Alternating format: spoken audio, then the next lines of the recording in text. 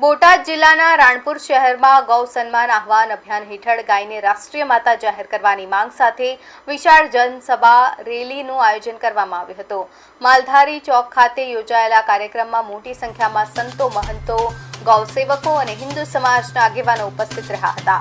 ધર્મસભામાં નાગનેશ મોટા મંદિરના મહંત પરમ પૂજ્ય 1008 મહામંડલેશ્વર પતિ પવનદાસજી બાપુ સહિત હરિરામ બાપુ, ઋતુરાજ બાપુ, નવીન બાપુ, પિન્ટુ બાપુ અને બલરામ બાપુ સહિતના સંતોએ ઉપસ્થિત રહી ગૌરક્ષણ અંગે સંદેશ આપ્યો હતો। સંતોએ પોતાના સંબોધનમાં સરકાર સમક્ષ ગાયને રાષ્ટ્રીય દરજ્જો આપવાની માંગ કરી હતી। ગૌ હત્યા વિરુદ્ધ કડક કાનૂન બનાવવા અને ગૌ સંરક્ષણ માટે વિશેષ કાયદાકીય જોગવાઈ કરવાની પણ માંગ ઉઠાવી છે।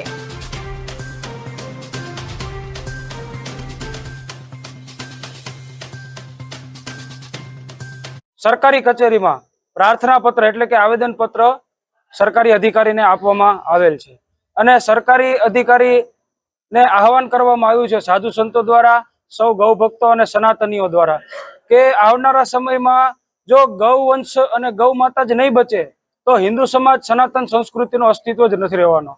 તો સૌ સનાતની ભાઈઓ બહેનોએ મળીને રાણપુરમાં મામલતદાર કચેરીએ આવેદન પત્ર આપવામાં આવ્યું છે।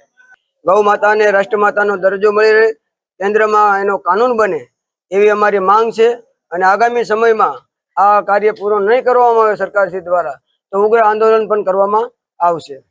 એનો કડકમાં કડક કાનૂન બનવો જોઈએ, એને સજાને પાત્ર થવું જોઈએ। લોકો અત્યારે એને ઉપર તીક્ષ્ણ હથિયારથી વાર કરી રહ્યા છે। અનેક જીવો આપ રોડ ઉપર જોઈ રહ્યા છો ઘાયલની સ્થિતિમાં પડ્યા હોય છે। તો એના માટે કાયદો અને કાનૂનની વ્યવસ્થા થાય તો એની સુરક્ષા વધી જશે। रूप में तारी आवेदन पत्र आपवामां आव्यो छे पण रामशा आंगल और विशेष एनो अभियान है पूरे भारतवर्ष में।